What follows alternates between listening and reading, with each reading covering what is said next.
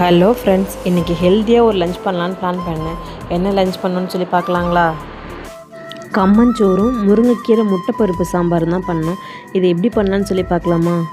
ஊர் பக்கம்லாம் எப்படி செய்வாங்களோ அது மாதிரி தான் செஞ்சுருக்கேன். அதுக்கு ஃபஸ்ட்டு 5 கப் கம்பு எடுத்து நல்லா கழுவிக்கணும். கழுவிட்டு அதுக்கப்புறம் அதில் அடியில் மண் இருக்குன்றனால அதை நல்லா அலசி எடுத்துக்கணும். இந்த மாதிரி களையிறதுன்னு சொல்லுவாங்க, அந்த மாதிரி களைஞ்சி எடுத்துக்கிட்டேன் நான். களைஞ்சதுக்கப்புறம் கீழே பார்த்தீங்கன்னா பாருங்கள், மண் இருக்குது. உங்களுக்கு தெரியுதான்னு பாருங்களேன்.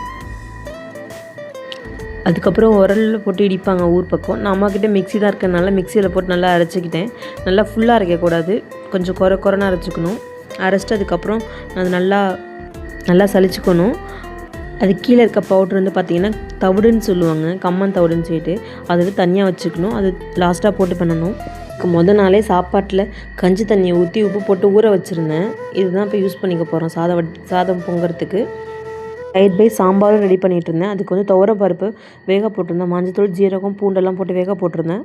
அப்போ உலையும் கொதிச்சிருச்சு. அதுக்கப்புறம் நம்ம அரைச்சி வச்சுருந்த அந்த கம்பை எடுத்து அதில் போட்டு கொஞ்சம் கொஞ்சமாக கட்டி தரலாமல் கிண்டணும்.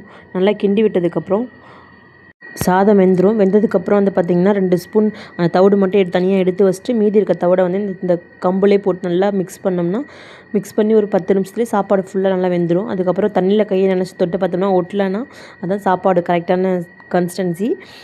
இப்போ சாப்பாடு ரெடி ஆகிடுச்சு. நம்ம சாம்பார் வந்து பார்த்திங்கன்னா அந்த வெந்துட்டு இருந்த பருப்பு கூடயே கொஞ்சம் ஒரு 2 கை முருங்கைக்கீரையும் போட்டு வேக வச்சிட்டேன்.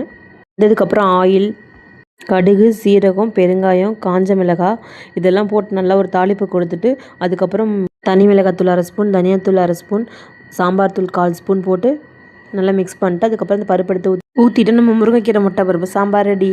அதுக்கப்புறம் வந்து பார்த்திங்கன்னா அந்த சாப்பாடு எடுத்து போட்டு சாப்பிட்டு நிறைய இருக்குதுன்னா நாளைக்கு நம்ம எடுத்து வச்சுக்கிறதுக்காக உருண்டை பிடிச்சி போட்டிருந்தேன். இது மாதிரி நிறைய ஹெல்த்தியான சாப்பாடெலாம் தெரிஞ்சுக்கிறதுக்கு என்னோடய சேனலை சப்ஸ்கிரைப் பண்ணிக்கோங்க. தேங்க்யூ ஃபார் வாட்சிங்.